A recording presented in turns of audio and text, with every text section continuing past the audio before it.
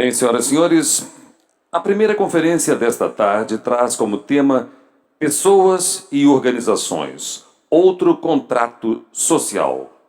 Como mediadora desta conferência, convidamos ao palco a senhora Leila Nascimento, presidente da Associação Brasileira de Recursos Humanos e agora também presidente da Federação Interamericana de Associações de Gestão Humana.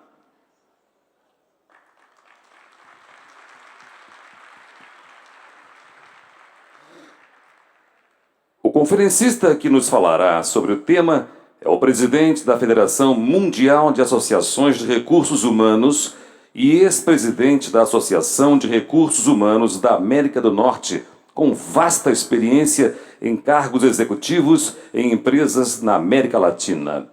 Recebemos agora, neste 14º FIA, o administrador Jorge Jauregui. Por favor.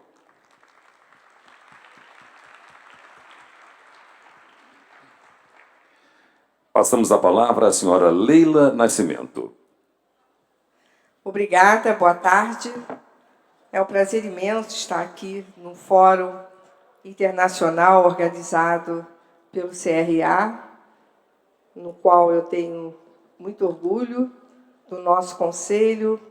E quero cumprimentar todos os parceiros que estão envolvidos neste evento. É um prazer imenso para nós da Associação Brasileira de Recursos Humanos estar participando com todos vocês desse debate, que é um debate importante, não só para o Brasil, e como o próprio Jorge vai apresentar para todos, é um contexto mundial que estamos presenciando diante de tantas mudanças que a nossa área vem demandando como resposta para colocar sempre as pessoas, a gestão, à frente do sucesso de qualquer organização. A nossa discussão vem muito em cima, neste momento aqui conosco, muito em cima de todas as mudanças nas quais estamos passando, onde tudo aquilo que aprendemos nos bancos escolares tem feito com que repensemos cada vez mais e aprendendo com essas mudanças, nos levando a muitos desafios, como o desafio das novas relações de trabalho, dos novos contratos sociais, da nova forma de relação entre empresas e pessoas. Então, eu gostaria de dizer para vocês que nós estamos aqui com uma pessoa que tem sido não só um estudioso nessa área, mas alguém que, com muito orgulho, tem nos representado em todo o mundo, em todos os países, com a participação muito forte da Federação Mundial de Recursos Humanos, que é o Jorge Jauregui. Então, Jorge, a palavra é sua. Obrigada por estar aqui. Muito obrigado, Leila. Boa tarde. Estudo mi português, lamento muito. Vou falar em espanhol, pausadamente. Está bem para vocês? Obrigado. Gostaria de iniciar preguntándoles ¿cuántos de ustedes en los últimos 2 años han tenido cambio de trabajo o de naturaleza de sus funciones? 2 años, más o menos casi una tercera parte. Obrigado. ¿Cuántos han cambiado de jefe? Mudaram de chefe? Casi 30 y tantos por ciento, quizá. Creio, talvez, uns Quantos 30 querem cambiar a sua jefe? Não, por cento. essa E quantos pergunta querem mudar de chefe? Não, essa é pergunta não vou fazer, não é necessária. Ok. Bom, então, Nós, como administradores, incluindo os administradores do capital humano, como é o caso da minha associação, que agrupa cerca de 600 mil funcionários e profissionais de recursos humanos em 100 países do mundo, nos 5 continentes. Nos encontramos na mesma situação que muitas encontram-se no mundo hoje em dia. Saímos de um período de crescimento contínuo. Obviamente, o Brasil, como país emergente, não foi a exceção. E para entrar e entramos processo de baixa econômica mundial, de uma baixa economia mundial em que ainda estamos, embora os Estados Unidos estão subindo paulatinamente, mas ainda não estão no total crescimento. A Europa também continua com esse tipo de problema e os países emergentes, eles realmente diminuíram drasticamente as suas taxas de crescimento. Então, vamos já recuperar a etapa de crescimento global ou ainda vamos entrar numa fase, num período de estabilidade ou um pouco crescimento, com pouco crescimento? Dentro desse contexto, em nível da Federação Mundial, temos recebido muitas informações relacionadas com o que é necessário ter, o que é preciso fazer. Temos que pensar que a inovação será muito importante quando existe uma crise econômica. Isso é o que ela propicia. Incluindo a América, o descobrimento da América foi feito justamente, ocorreu porque era necessário e não porque alguém queria descobrir a América. As mudanças se deram e se dão nos costumes atuais dos consumidores. Eles buscam produtos muito eficientes a baixo preço e que sejam fáceis de adquirir. O mundo está mudando. Os preços da energia, os países petroleiros, fabricantes de petróleo, produtores de petróleo como o Oriente Médio, que tem indústrias importantes, como o caso do Brasil, como o caso do meu país, de origem, que é o México, e também a parte social, que há 10 anos não falávamos de temas ou assuntos como o Facebook, e hoje é uma realidade que nós nos comunicamos, tanto pelo Facebook como pelo LinkedIn. Eu gostaria também de compartilhar o que como eu e a Federação vemos com os novos paradigmas dos próximos anos. Um deles é que muita gente reclama que não tem tempo. E a pergunta é: é falta de tempo ou é falta de atenção às coisas importantes? Por tantas distrações que a tecnologia hoje nos proporciona, porque afinal de contas, vamos pensar. As coisas que mais queremos e as coisas que nos interessam como pessoas, essas coisas a gente dedica nosso tempo. Muitas vezes sacrificamos horas de sono, sacrificamos horas de exercício ou até mesmo uma boa alimentação porque dedicamos às coisas que nos interessam. Então não acredito que seja um problema de falta de tempo. O paradigma é falta de atenção ao que realmente importa, ao relevante, evitar se distrair das coisas importantes que precisamos fazer. O novo paradigma para hoje e para os próximos 5 anos, essencialmente,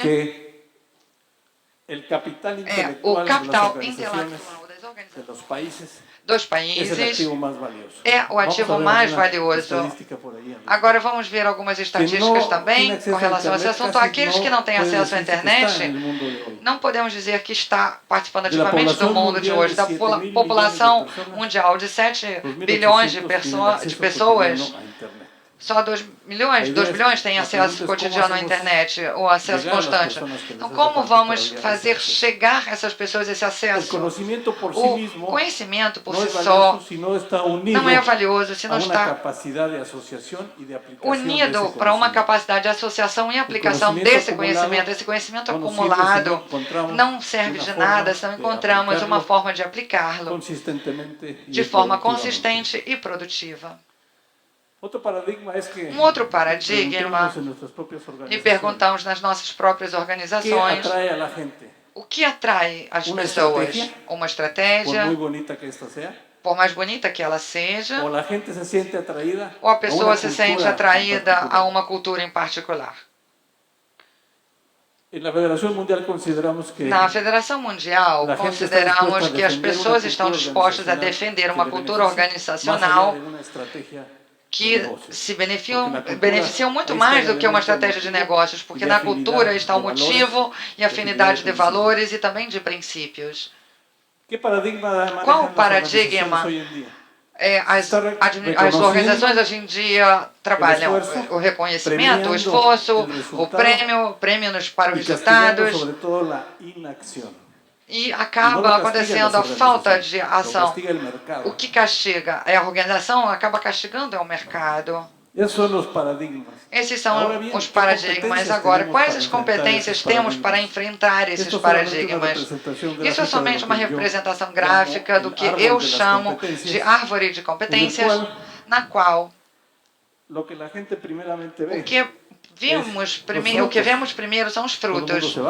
Todo mundo busca imediatamente os resultados para medir o sucesso dos negócios, o sucesso comercial e o sucesso em geral.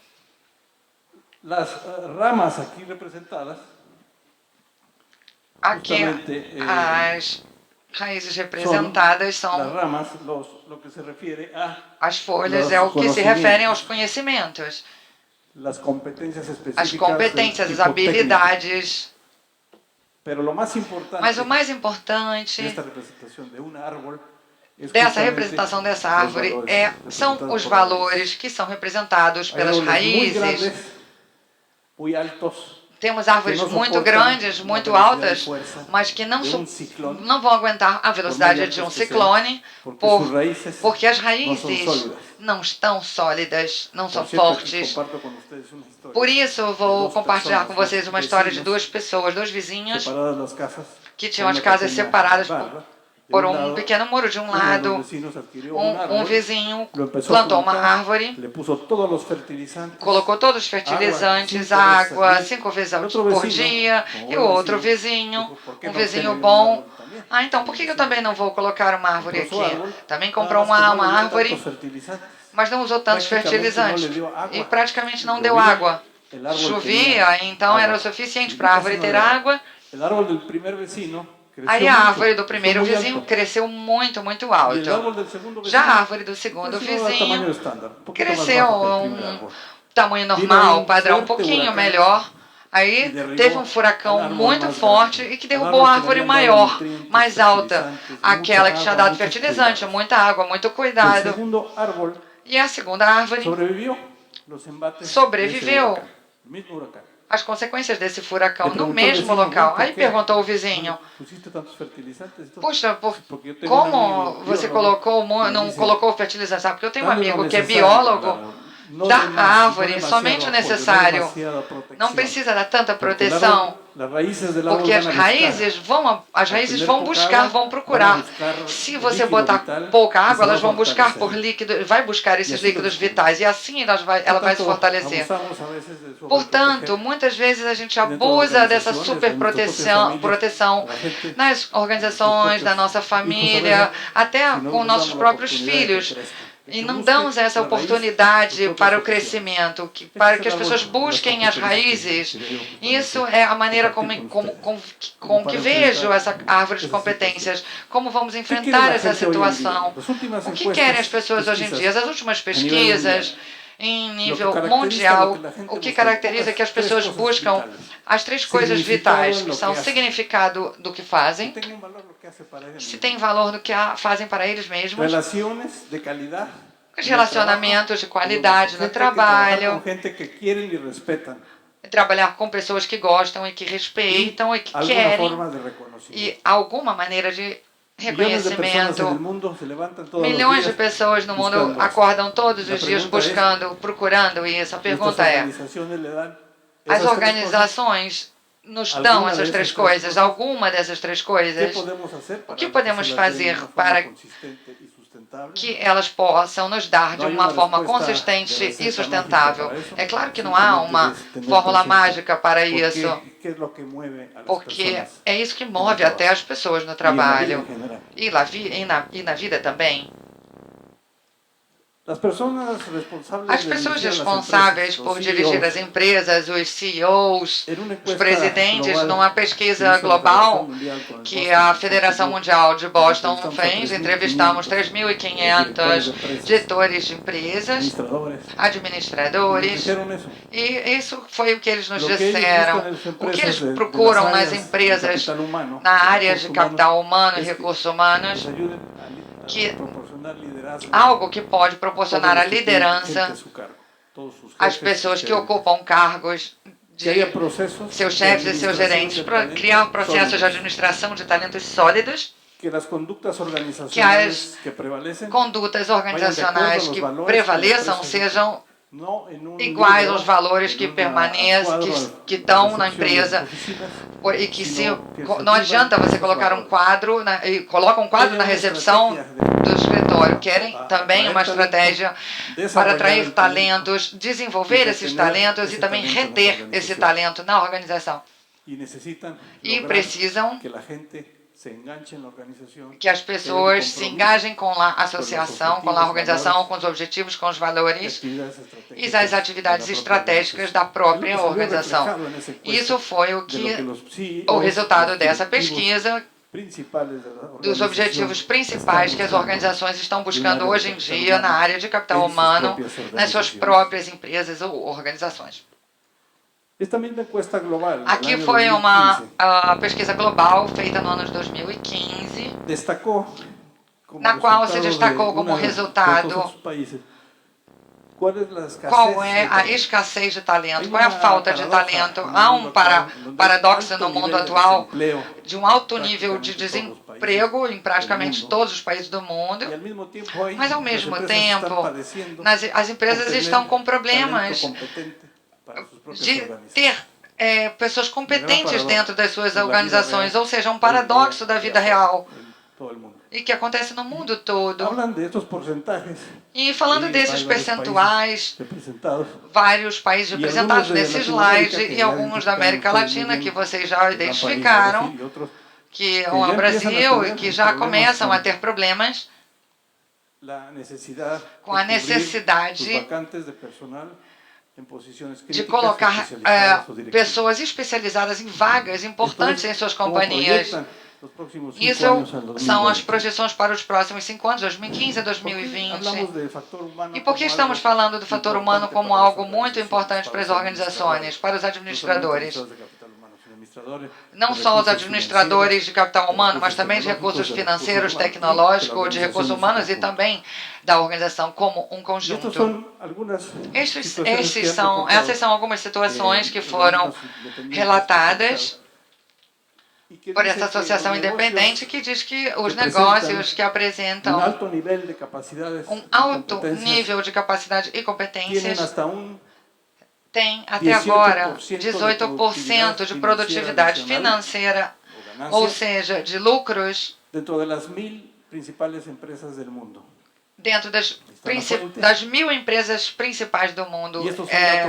Essa é a fonte, são dados sólidos, porque o fator humano é um elemento que tem que ser considerado, porque tem uma importância estratégica para os negócios.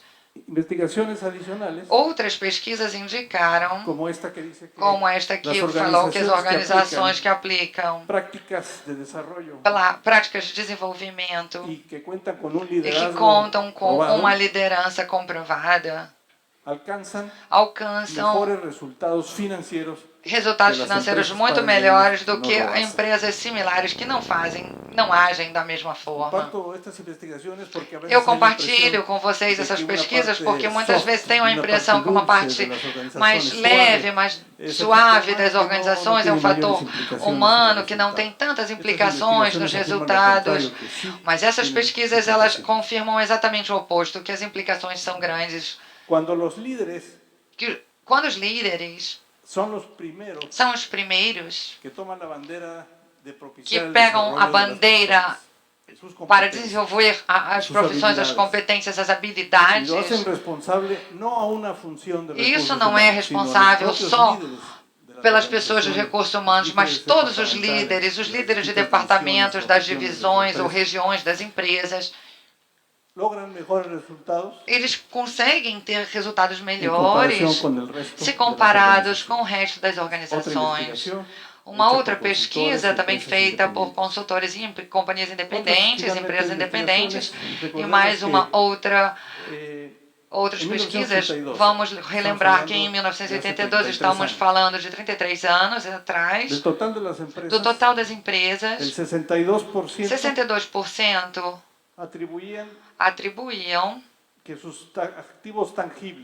os seus ativos tangíveis, que são as fábricas, máquinas, equipamentos de produção, era lo más importante el valor. O mais importante era o que tinha mais importante é o valor, porque tudo estava sendo considerado como um ativo fixo. E somente os ativos intangíveis, que seriam as capacidades, a capacidade de inovação, dentre outros. E na última vez que fizemos uma revisão, que mudou de 38% para 80% da empresa já se refere a ativos intangíveis e somente 20% de ativos tangíveis.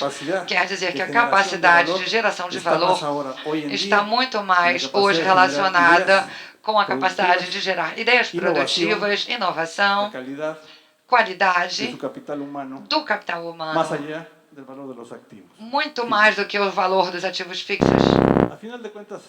Afinal de contas, por que um presidente, um diretor-geral ganha mais dentro de uma empresa? Um dia eu perguntei isso a um presidente de uma multinacional e ele me disse: é claro que nos pagam bem, mas se eu erro, pode custar o trabalho de mais de 1000 pessoas, comprometer o trabalho dessas pessoas. Isso é uma parte. A segunda é porque é importante que as 4 estratégias principais, que temos as grandes responsabilidades, que a excelência na execução de uma estratégia, a posição do gerente geral está justamente relacionado para essas. A segunda é gerar, obviamente, receitas sustentáveis para a própria organização. E a mesma pesquisa que fala por que pagamos também para reter os clientes leais, fiéis. Normalmente essas empresas vivem de clientes fiéis e gerar novos clientes. Porque nem sempre eles são tão fiéis como esperávamos, ou até a própria direção geral não esperava. Ou seja, e como a gente gera novos clientes? Com inovação, produtos de qualidade. Entretanto, para cumprir as 4 prioridades estratégicas dos CEOs, os diretores, os presidentes, eles têm que ter uma base sólida de talentos, uma equipe diretiva de diretores que possa ser capaz de implementar e dar o apoio a esse CEO e, assim, ter sucesso nessas 4 estratégias. Se temos uma mudança, se você colocar no Google a palavra liderança, ou a palavra inovação, ou até mesmo a palavra crescimento, quantas respostas o Google vai dar? 1000, 2000, 1 milhão? Bom, no mínimo 72 bilhões e 800 milhões de respostas. Essas 3 palavras. Tamanha é a necessidade e a importância que hoje essas 3 palavras têm no mundo. Agora, para crescer, precisamos dessas competências, uma das quais o capital intelectual é a inovação. Isso pode ser feito em qualquer lugar. Você pode desenvolver um modelo de negócios, você pode melhorar a estrutura de custos e processos das organizações, formar, obviamente, novas alianças estratégicas de colaboração, trocar modelos de negócios e margem. Há uma infinidade de possibilidades que podemos tentar fazer com nossas equipes. E nem precisa ser algo muito sofisticado da área de pesquisa e desenvolvimento. Agora, quanto tempo levamos, por exemplo, a Thomas Edison, que desde a criação da lâmpada até as lâmpadas de LED agora, ou a melhoria contínua? O que queremos? É ser inovadores. Numa lista de 50 companhias mais inovadoras, desde 2011, e foi feita essa atualização em 2015, dessa lista de 50 que saiu em 2011, somente 8 empresas continuam nessa lista.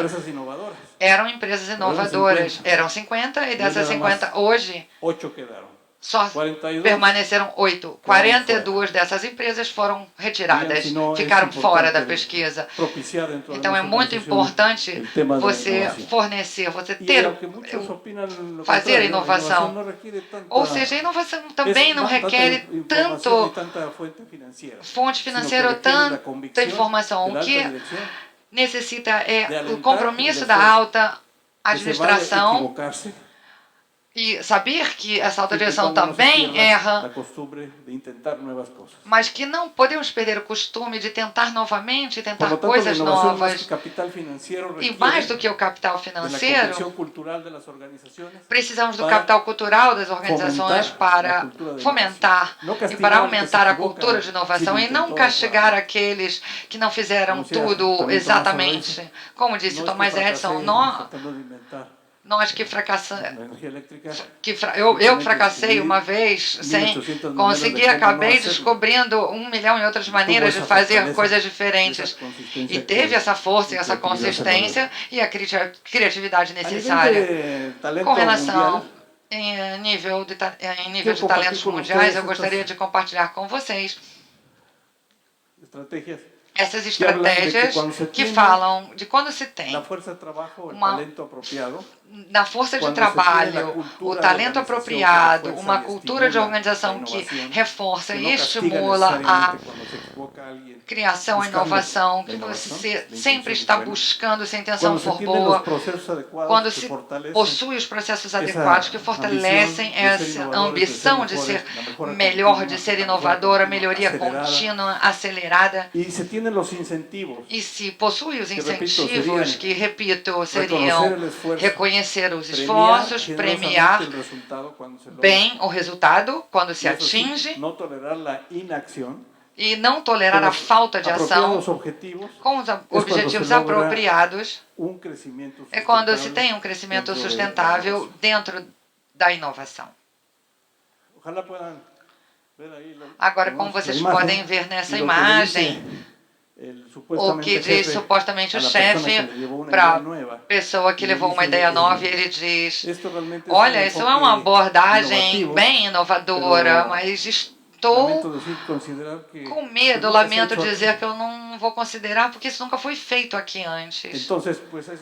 Bom, isso é muito difícil num ambiente desse tipo, que se cria uma inovação. Isso é só uma reflexão. É claro que nenhuma das empresas que vocês trabalham ia mostrar para vocês essa foto, esses slides. Algumas tendências novas com referência à inovação global é que as pessoas se sintam unidas muitas vezes mais por uma cultura do que por uma estratégia. O que se pretende é ter um objetivo, uma paixão por ter esse sucesso, por alcançar o sucesso das coisas. Porque se você não tem paixão na vida, é mais existência do que uma vida. É como passa, o que acontece na parte de trabalho. Um exemplo. Alguém já ouviu falar de uma empresa chamada Tata na Índia? Talvez alguém. O senhor Tata é dono da empresa e a empresa Tata é o maior consórcio intersetorial que existe na Índia, e faz poucos anos. Por que não podemos produzir um automóvel que custa no máximo, que custe no máximo $2.000? Porque não podia, porque os custos do material, etc. Mas eles tomaram isso como um desafio e em pouco tempo surgiu esse carro. Obviamente, isso não é uma Ferrari, um Mercedes-Benz, mas é um carro. Porque o mercado da Índia, com $2.000, ninguém comprava um automóvel, um carro. E agora fizeram, aí está. É um desafio que foi planejado com mais de 100 mil trabalhadores, desde a parte de cima da empresa até os técnicos administradores. E chegaram a um resultado e conseguiram fabricar um carro de $2.000 e hoje vendem milhões de carros. Ou seja, a criatividade e a inovação começa com uma ideia e com um desafio. E com uma necessidade. Então, a pergunta a todos, como líderes de organizações, líderes de empresas, líderes de setores do governo, Como líderes, nós e nossas equipes e nossos colegas promovemos essas ideias dentro da nossa sociedade, da nossa organização, para buscar a inovação. A pergunta, algumas dicas, algumas recomendações. Celebramos os fracassos? Parece um paradoxo. Mas muitas vezes um projeto, uma equipe teve um objetivo, teve uma meta, e por algum motivo não foi possível alcançar, mas fez o melhor esforço. Lembrem-se de aprender também. Em algumas organizações se diferenciam no mercado por serem muito inovadoras, porque elas dão prêmios àqueles que se atrevem a planejar ideias, a realizar projetos, fazer novos objetivos, mas mesmo que você não consiga chegar ao objetivo, eles são premiados. Mas se você não estimula, você não vai ter iniciativa. E processos muito simples e fáceis. Quando um projeto não cumpriu o seu objetivo, não alcançou a meta, podemos fazer um pós-mortem, ou seja, um após a morte, a ideia morreu, o projeto acabou. Então, desse pós-mortem, vamos analisar o que aconteceu para posteriormente ver quais foram os erros e fazer o melhor. Você tem que aceitar o erro e também aceitar o sucesso da mesma forma. Bom, afinal de contas, aqueles que são chefes e têm grupos que vocês lideram têm uma grande responsabilidade de gerenciar o que eu chamo de triângulo da sorte, porque as pessoas são o principal capital. Eu vou repetir isso até cansar. As pessoas não é suficiente ter as pessoas se elas não estão alinhadas a uma determinada estratégia. As pessoas, sim, alinhadas com a estratégia, aí sim pode ser uma fórmula de sucesso sustentável. Sobretudo, porque nas nossas organizações temos que lidar e gerenciar conhecimentos, atitudes e competências. Muitas vezes entramos em determinadas organizações e fornecemos os conhecimentos, mas muitas vezes nos esquecemos de tomar certas atitudes, como fortalecemos a vontade de fazer com que as pessoas convencidamente façam efetivamente o que precisa ser feito. E muitas vezes gastamos muito esforço somente em conhecimentos, ao invés de propiciar as atitudes adequadas à cultura, atualizar e desenvolver os conhecimentos necessários para estratégias e também atualizar as competências apropriadas. Isso é um marco de referência e muitas vezes não há nada mais prático do que um conceito teórico, mas desde que ele se aplique e seja utilizado de acordo com a necessidade de cada organização. Falamos muito de crescimento. Os seres humanos, biologicamente, fomos projetados para crescer. Tanto física, mental, psicológica e emocionalmente. Faz parte da vida crescer. E as organizações, como produtos da humanidade, necessitam também de crescimento. Em algumas épocas temos que crescer, nas outras se consolidar antes de voltar a crescer. Mas, com relação ao assunto do fator humano, estamos convencidos de que os seres humanos, os homens e mulheres que começam a trabalhar em uma organização, é claro que eles entram para trabalhar, receber um salário, uma remuneração, utilizar os seus conhecimentos, ter as suas responsabilidades, mas antes de mais nada, quando você começa num centro de trabalho, eu espero que estejamos até o final aqui presente. Muitas tenham trabalho, mas que todos que por acaso não tenham, seja por aposentadoria ou qualquer outra coisa, mas esperamos que essas pessoas que entrem nesse centro de trabalho, elas saiam pessoas melhores, maiores, mais competentes, mais satisfeitas com o que fazem profissionalmente e mais produtivas e felizes com a vida. Então, falamos também qual seria esse novo modelo social, esse novo contrato social, que é o tema dessa palestra. Nas etapas iniciais, muitas vezes o que se vive são as necessidades da sociedade e as prioridades e os recursos econômicos que os governos de todo o mundo aplicam, porque aí se encontram de forma muito pequena. E na medida que transformamos um contrato social com eficiência, humanamente e economicamente viável, tinha que ser mais parecido às necessidades da sociedade com as prioridades do governo. E assim esse alinhamento se vai dar com um melhor posicionamento. Um contrato social com crescimento sustentável, ele acontecerá com um alinhamento estratégico sustentável com as prioridades do governo e com a sociedade. E com o tema da educação é um tema muito importante em todo o mundo, porque nos três círculos que estão separadas, por um lado, as políticas do governo, de outro lado, as ideias e planos de estudos das universidades, e outro já diferente, as necessidades de talentos e competências que as empresas e companhias e organizações necessitam. Se esta comunicação não acontecer, essa intercomunicação contínua, o problema de educação que muitos países do mundo enfrentam, vão continuar acontecendo. Um tema que não será resolvido, um assunto que não será resolvido. Já estamos chegando ao final, então gostaria de compartilhar uma frase antiga onde nos habla que se quieres ter um ano de prosperidade, siembra granos. Se quieres ter 10 anos de prosperidade, planta árboles. Bom, se quer ter 100 anos de... Peço desculpas, mas o equipamento de tradução simultânea teve uma falha. É a última frase. Ele quis dizer que se você quer ter 10 anos de plante árvores, se você quer ter 100 anos... Bom, temos responsabilidades como líderes de recursos humanos. Somos a soma...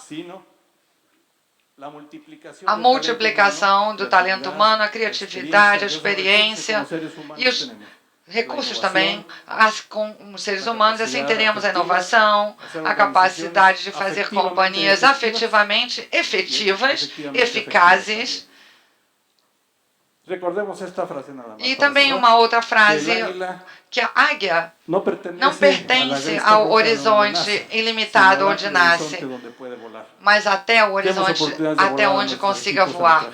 Então temos que fazer isso com as nossas equipes, nossas famílias, nossos amigos, porque certamente seremos pessoas melhores e teremos organizações melhores. Muito obrigado a todos. Muitas graças, Jorge. Muito obrigada, Jorge. Eu vou perguntar em português e traduzo se tem necessidade. Y a pedirles a todos que quieren hacer preguntas que me las dirijan al aplicativo y nosotros aquí estaremos a vuestra disposición. Sí, Jorge, tú hablaste sobre el tema de la innovación, sobre la nueva relación de trabajo entre la organización, las personas y la sociedad. Hoy estamos dentro de las organizaciones. Verdadeiramente a gestão das gerações, onde os jovens estão vindo com, claro, uma nova linguagem, uma tecnologia muito forte, interferindo nas culturas das organizações. Como você poderia falar para nós sobre essa questão dos jovens nas empresas hoje? Con mucho gusto, Leila. En realidad, lo que tú dices ocurre muy cotidianamente en las organizaciones hoy en día en el mundo, en donde conviven a veces hasta 4 o 5 generaciones distintas en el mismo lugar de trabajo.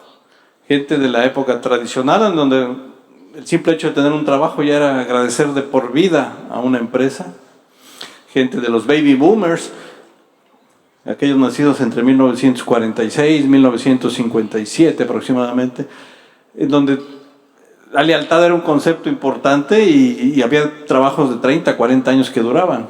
Y así, hasta llegar a la generación de los millennials, que le llaman, gente que recién nació al principio casi de este milenio, en los últimos años del siglo XX. Y esa convivencia, que quizás por primera vez se da en la historia con esta fuerza dramática, además tiene el elemento de la tecnología, en donde ya desde que eran bebés, personas están familiarizadas con un tablero digital, con una pantalla digital, y otros en el centro de trabajo todavía les cuesta trabajo encender una computadora, por exagerar un poco. Y ahí es donde la capacidad de las empresas se ve desafiada, porque los intereses de un grupo de jóvenes generacionalmente no se ven muy distinto de otro. Pode ser muito diferente de outro grupo. Com relação à sua pergunta, eu tive uma oportunidade de estar no Vale do Silício por cerca de 3 semanas e meio e visitei algumas empresas como a Netflix, a Google, enfim, o LinkedIn. E le hacía uma pergunta similar ao vice-presidente. Apareceu uma pergunta bem semelhante da área de recursos humanos e eles diziam que eles tinham um grande problema em matéria.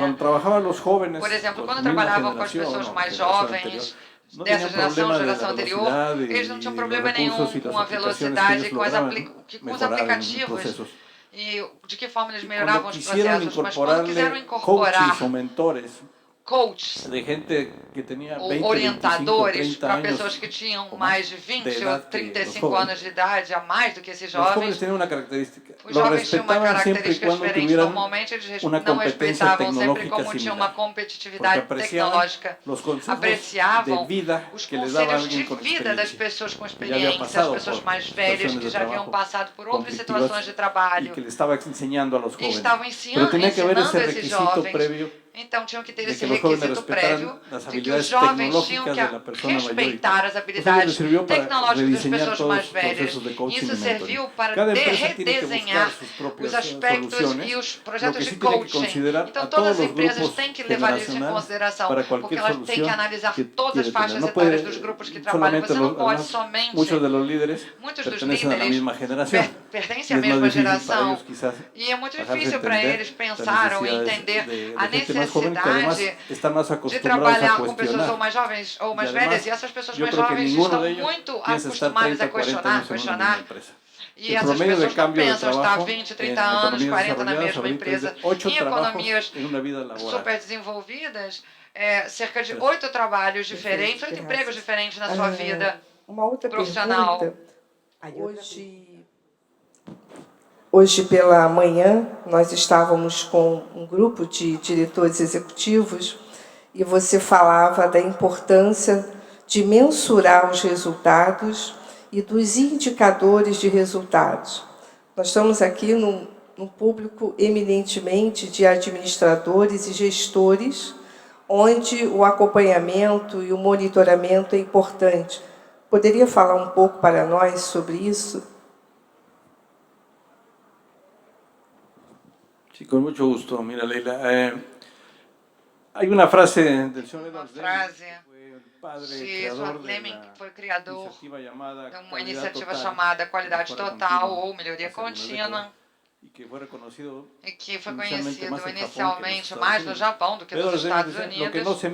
O que não se mede não tem progresso, não tem. Aquilo que não se dá seguimento é muito difícil ver se vai avançar ou não. Isso é uma verdade, mas ao mesmo tempo é menos complicado quando você gerencia números, previsões financeiras, aspectos de vendas, tendências do mercado. É complicado, mas ainda é muito mais complicado quando se fala de pessoas. As pessoas, por essência, não somos mensuráveis. Quanto vale essa pessoa? Essa pessoa vale tantos reais, X euros, ou X dólares, ou X pesos? De que maneira você vai fazer essa medição desse impacto, mas nunca a pessoa? Então, essa medição é um pouco mais complicada. Então, nossos amigos recursos humanos, como estávamos falando hoje de manhã, estávamos falando que temos que fazer essas medições seguindo os KPIs, que são os indicadores chaves de performance, de desempenho, que tem o próprio diretor-geral da empresa. E na medida que eles estão alinhados com esses indicadores, eles podem dizer o que aporte vão fazer para esse capital humano. Mas o que é importante não é só medir por medir, mas medir o estratégico, aquilo que se pode controlar e aquilo que alguém pode ser responsável por controlar e receber o reconhecimento pelo sucesso. Obrigada. Jorge, você também falou sobre as competências. Nós temos as competências individuais do comportamento, as competências laborais, técnicas. E o que nós estamos presenciando é que as pessoas estão entrando nas organizações pela competência técnica, pelas competências laborais, mas estão sendo demitidas das organizações pelo comportamento. E quando você trata da questão da liderança, também colocamos líderes em cargos cujos líderes não conseguem ter atitudes para liderar pessoas.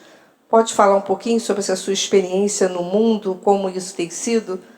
Isto, senhor. Com muito gosto. Com muito prazer. Efectivamente, na realidade, essa é uma frase real, ou seja, que alguém contratou como você vende esse conhecimento, digamos, como você gerencia, mas a maioria das vezes, muitas vezes não é por falta de conhecimento das organizações. Eles saem porque não tiveram a oportunidade de trabalhar em conjunto, principalmente com as pessoas do mesmo nível.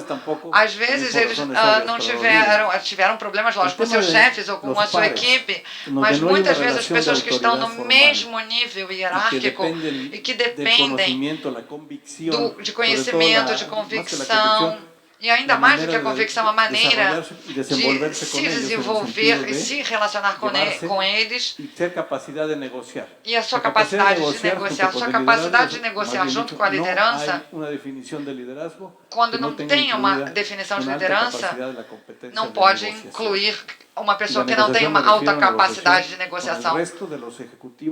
E isso com o restante dos executivos pares, com os gerentes pares dessa determinada pessoa. Dessa forma, por essa razão, o triângulo que eu mostrei para vocês há alguns minutos falava dos conhecimentos, as competências e as atitudes.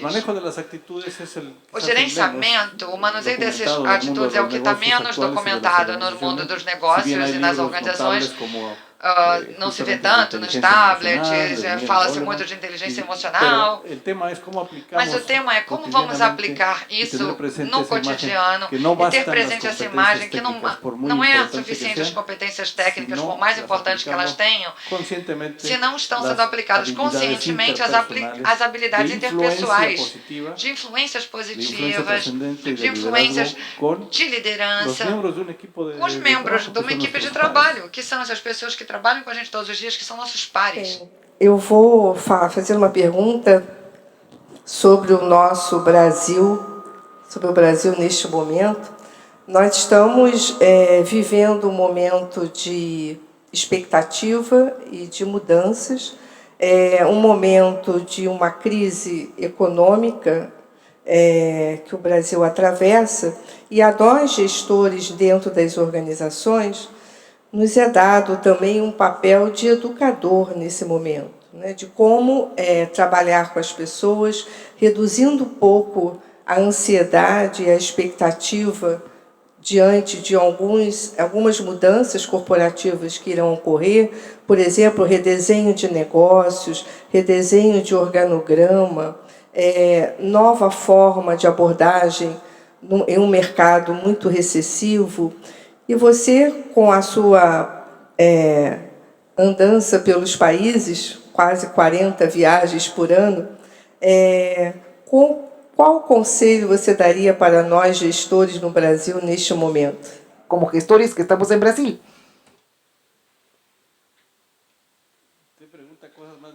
Bom, você cada vez me faz perguntas mais difíceis.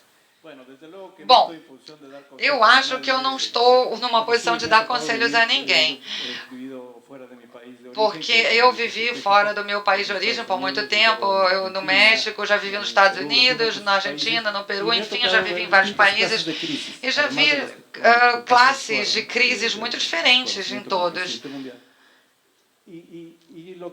Bom, e o que vejo hoje, quando você tem uma crise forte que, lamentavelmente, eu seguro, é claro que vocês vão sair dessa crise como já saíram de outras, mas o momento da crise é quando se levanta, assim,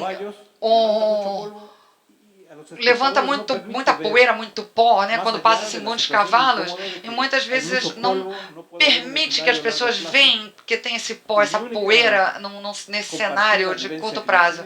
Agora, compartilhando dessa vivência que eu tenho, e todas as crises que eu já vi no meu próprio país, inclusive, vamos esperar a poeira se assentar. Na hora que a poeira se assentar, não permitir que as atividades estratégicas, as atividades de valor das próprias organizações, os projetos que são verdadeiramente importantes e a atenção ao capital humano, que nada disso se perca, para que quando a poeira se assente, a crise passe e as organizações e as companhias e nós como pessoas também já estejamos preparados para a próxima etapa, para seguir à frente. Porque é lógico que a crise vai passar, não sei quando, não sei quão doloroso, mas vai passar. O importante é você não sacrificar o essencial com relação às pessoas mais importantes para a companhia, para os projetos mais estratégicos. Não podemos colocar em jogo por causa de uma crise, porque uma das condições da crise é que a crise nunca dura para sempre. É lógico que queríamos que a crise nem acontecesse ou nem durasse nada, mas deixa a poeira baixar e pensar no horizonte. Assim esperamos. Uma pergunta dos nossos participantes, do Sérgio Tissuro, penso que é esse o sobrenome. Qual é o seu ponto de vista da diferença na postura profissional entre um profissional de administração de seu país, do México, e um profissional do Brasil? Acho que esta é a mais difícil. Vai seguir perguntando assim? Vai continuar fazendo essas perguntas tão difíceis?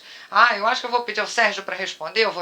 Bom, vamos tentar responder ao Sérgio. Eu considero que tem países muito semelhantes na América Latina, como por exemplo Brasil e México, que têm profissionais muito bons no Brasil, como também no México. Nos enfrentamos a países em torno de nossos países, nos quais há problemas. Enfrentamos problemas de infraestrutura em nossos países. Todo tipo de problemas.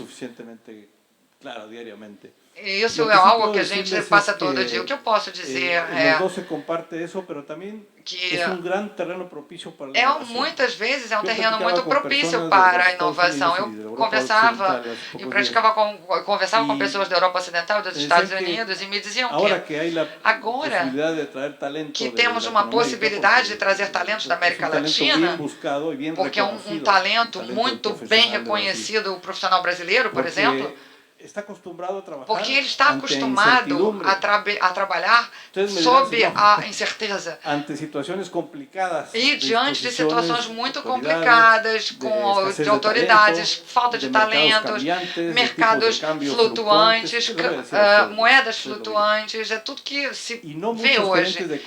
E muitos gerentes de economias estáveis no mundo não têm essa capacidade de enfrentar como sobreviver ou ainda mais se preparar para a etapa seguinte como os profissionais daqui. Isso é uma concorrência que o Brasil está muito eficiente, porque saiu muito bem das suas crises e não foi por outra razão do que pela qualidade das pessoas. Temos uma pergunta da Miriam Angélica Dornelas, que é muito interessante. Nós estamos vivendo aqui no Brasil a questão da terceirização.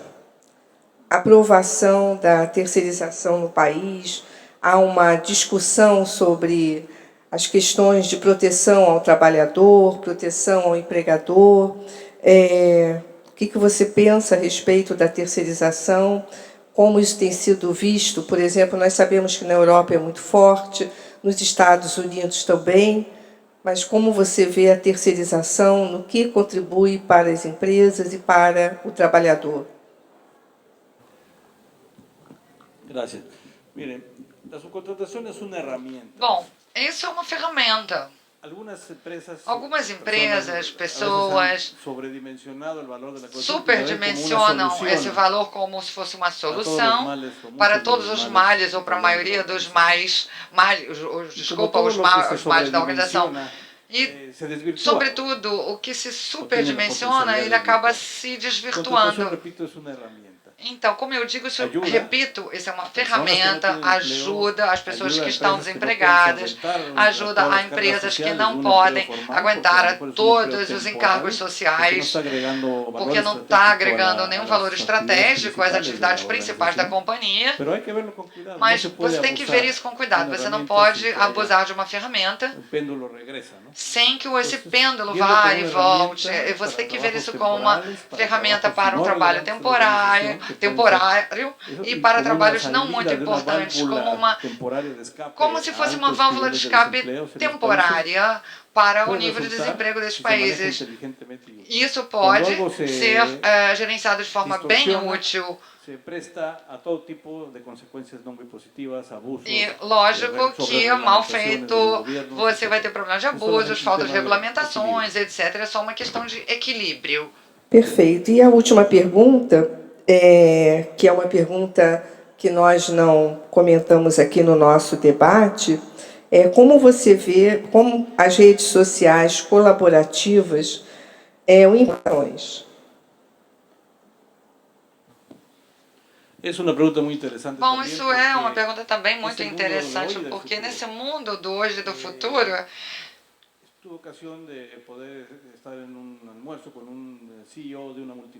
você pode estar num almoço com um CEO de uma multinacional de 100 mil empregados e ele dizia que quando ele queria realmente que as mensagens da companhia fossem escutadas ou vistas pelos seus próprios empregados ao redor do mundo, que a empresa está localizada em mais de 80 países, inclusive os escritórios corporativos, ele mandava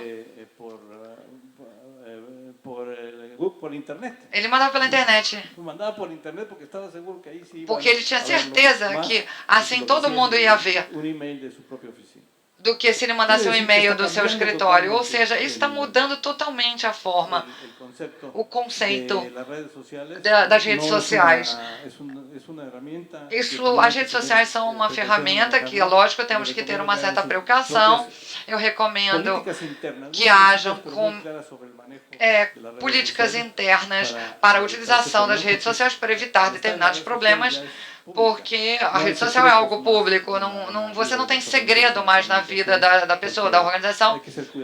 Então você tem que ser muito cuidadoso no gerencial. E também é um desafio, porque está nas nossas casas, está no nosso trabalho, está nas nossas sociedades cada vez mais. Graças, Jorge. Muito obrigada. Gostaríamos de uma última mensagem sua de encerramento. Muito obrigada. Gracias. Com muito gosto. Com muito prazer. Muito obrigada. Não, minha última mensagem, últimas palavras. Bom, minhas últimas palavras são: não há nada que reemplace o ser humano. Não há nada que substitua o ser humano. Existem robôs, obviamente, em todas as atividades, até em recepções de hotel no mundo, e fazendo trabalhos manuais, mas nada vai tirar a vontade, a capacidade de criar e de amar do ser humano. Isso tenho certeza que nunca vai acabar. Muito obrigado a todos.